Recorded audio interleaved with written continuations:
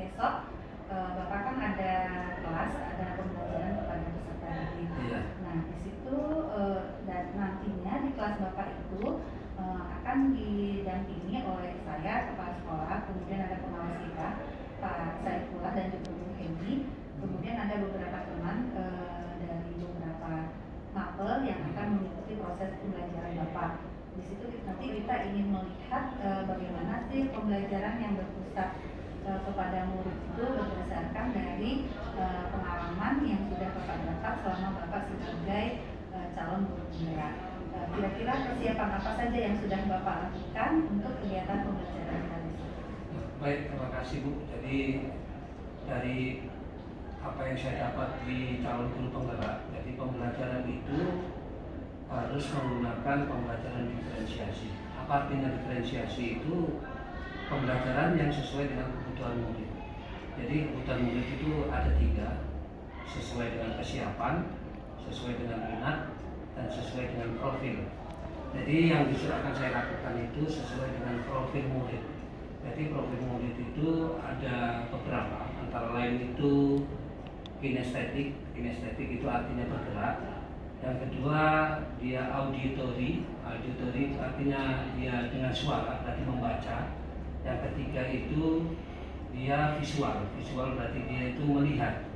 Melihat dalam arti dia menonton video itu dia bergerak. Jadi model pembelajaran yang bergerak. Saya buat dia beberapa karton, saya tempel di dinding. Jadi anak-anak yang kinestetik itu bergerak dia. Dari karton pertama, kedua, ketiga, dan selanjutnya. Untuk yang auditori, saya kasih materi dalam bentuk tulisan, mereka membacanya. Dalam visual, jadi yang visual itu dia menonton video YouTube, itu ada namanya pembelajaran sosial emosional. Jadi pembelajaran sosial emosional itu teknik stop. Teknik stop itu artinya pengendalian diri. Pembelajaran itu kita lakukan lagi atau memang itu sudah ada data Bapak sebelum melaksanakan kegiatan pembelajaran? Jadi asesmen diagnosis itu sebenarnya kan dimulai sebelum pembelajaran, itu yang paling baik. Jadi saya sudah pernah mensurvei anak-anak, gaya belajar anak-anak masing-masing dari semua murid yang ada di kelas itu. Memang saya bagi ada 3 itu, ada yang kinestetik, ada yang auditory, ada yang visual. Jadi memang sudah ada data dari saya sendiri. Jadi sudah pernah saya melakukan asesmen. Misalkan nggak tujuan pembelajaran dengan waktu yang seperti itu, Bapak melakukan proses kegiatan KPM?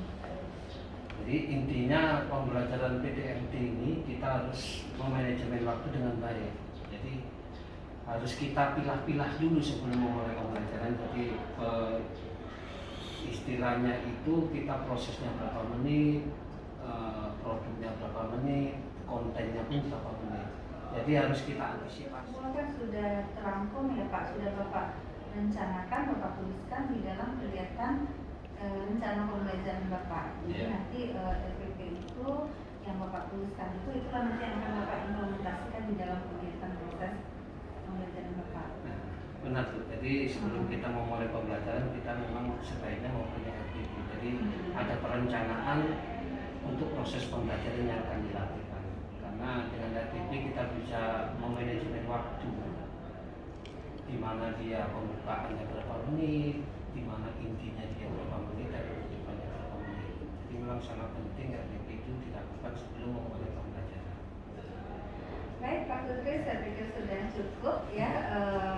Tujuan utamanya saya ingin melihat ya kalau dari sayangnya, apakah waktu 2 kali 20 menit itu cukup untuk satu pembelajaran, satu materi, kemudian bagaimana nanti proses kegiatan pembelajaran, apakah nanti berlangsung aktif atau bagaimana, ya sama-sama kita ini sukses selalu buat Bapak, semoga kita sehat-sehat sampai di pembelajaran kita besok. Terima kasih.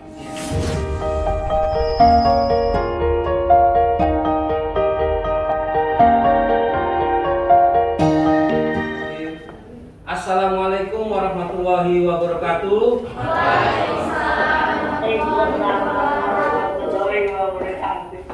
Oke, baik.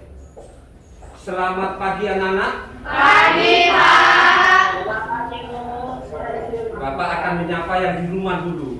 Assalamualaikum warahmatullahi wabarakatuh yang di rumah. Waalaikumsalam warahmatullahi wabarakatuh. Oke, selamat pagi yang di rumah. Pagi Pak. Baik. Sebelum kita memulai pembelajaran, Bapak akan melakukan yang namanya Penguatan numerasi. penguatan numerasi adalah program aksi nyata yang Bapak lakukan yang berdampak pada murid. Silakan anak-anak yang di kelas, bukan yang di rumah, karena yang di rumah agak susah ya. Silakan yang di kelas silakan maju ke depan dari masing-masing kelompok, silakan.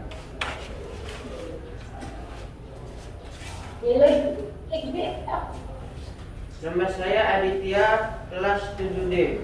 Rumus lingkaran keliling 2πr atau keliling sama dengan πd. Keterangan.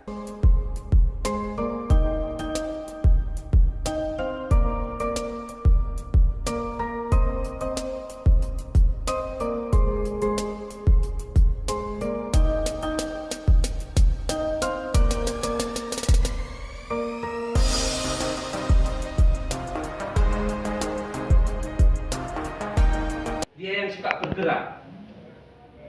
Jadi berdasarkan survei yang saya buat di situ, itu ada sekitar 70% lebih dia menyukai gaya belajar atau profil belajarnya itu visual. Sekitar 20-an% itu suka yang namanya gunakan dua cara. Kemasan sembelah persamaan Ya, semakin lancar menggunakan dua cara. 15 sampai dengan Oke, next berikutnya. Contoh soal selanjutnya. 12 A Bapak buat 4 tambah soal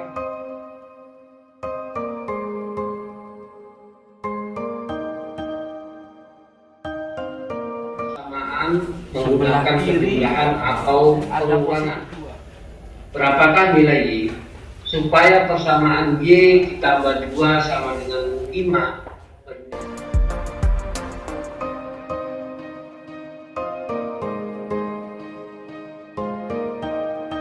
Persamaan dan ketidaksamaan linear satu variabel. Setelah itu kita selesaikan. Tambah 2 kurang 2 hasilnya 0.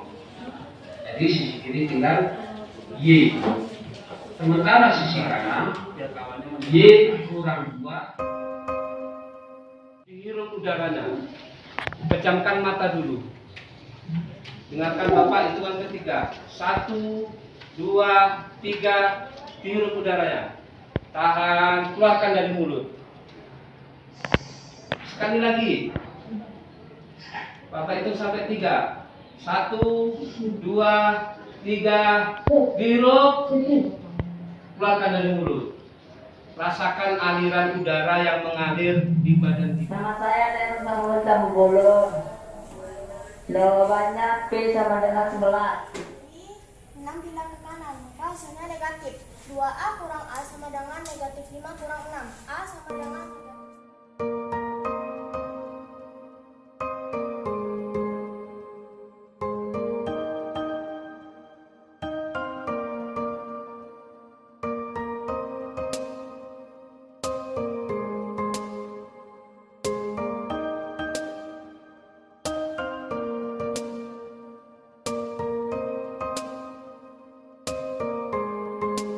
Jadi ada juga anak-anak yang ingin membuat tugasnya dalam bentuk video, boleh. Dalam bentuk TikTok Pak, boleh. Boleh juga kalau kalian yang masih, katanya sekarang masih awam, ada papan tulis di rumah, ditulis di papan tulisnya, kita videokan, boleh. Nggak ada papan tulis, boleh di meja, kita tulis, kita videokan dari atas. Bisa kira-kira? Terus, kalau nanti lama-kelamaan kamu pasti lebih profesional lagi buat video. Seperti Bapak tadi kan bisa buat video. Ngerti? Ngerti, Pak. Jadi tugasnya bisa dalam bentuk tulisan, juga bisa dalam bentuk video. Tergantung kalian mana yang kesukaan kalian. Bapak tidak membatasi harus dalam bentuk tulisan, tidak. Sesuai dengan minat dan bakat kalian. Ngerti? Ngerti, Pak. Oke, bagus, terima kasih. Sebelum kita akhiri, Bapak akan melakukan pembelajaran sosial emosional lagi. Ini mengenai pengenalan diri. Jadi pengenalan diri ini untuk mengevaluasi pembelajaran Bapak biar kedepannya Bapak lebih bagus lagi. Caranya yang pertama, ambil buku, itu nanti sebagai jurnal kalian. Ambil buku dan alat tulis. Sudah? Jawablah pertanyaan-pertanyaan dari Bapak. Yang pertama, perasaan apa yang kamu alami sekarang? Perasaan kamu lagi senang, lagi sebel, lagi nggak mood, terserah apa saja. Yang kedua yang kamu harus jawab, hal menarik apa yang kamu alami saat ini pada pembelajaran ini? Terserah apa mau yang dijawab. Mungkin pembelajarannya agak berbeda Pak, agak kelompok-kelompok, terserah. Yang ketiga, pembelajaran apa yang kamu inginkan ke depannya? Inginnya pembelajaran seperti apa? Apa seperti ini atau yang lain? Bapak kasih waktu 1 menit untuk menjawabnya. Bisa kira-kira 1 menit, cuma 3 pertanyaan. Yang di rumah pun ingin belajar juga ini. Halo, dengar suara Bapak nak?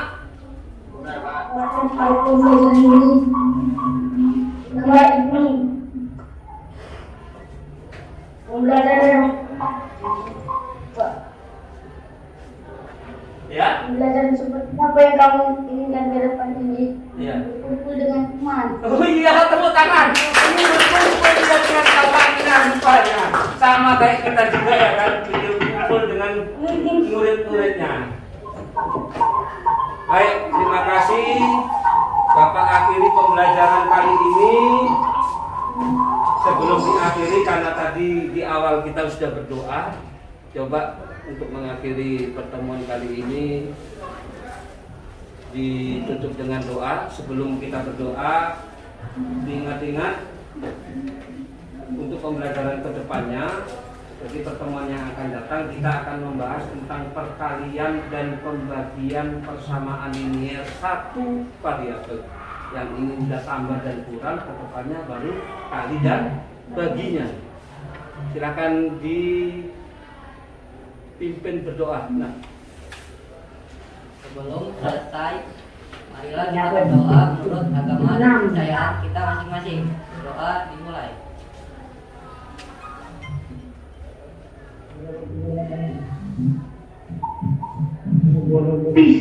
Doa selesai. yang di rumah nggak dengar suara di sini berdoa nak. Yang di rumah, oke. Masih ingat yel kita? Masih. Ada semangat kakek yel. Siapa kita? Murid kelas 7D. Matematika. Pasti bisa. Iya yang di rumah pasti bisa. Baik, yang di rumah boleh live atau keluar nak.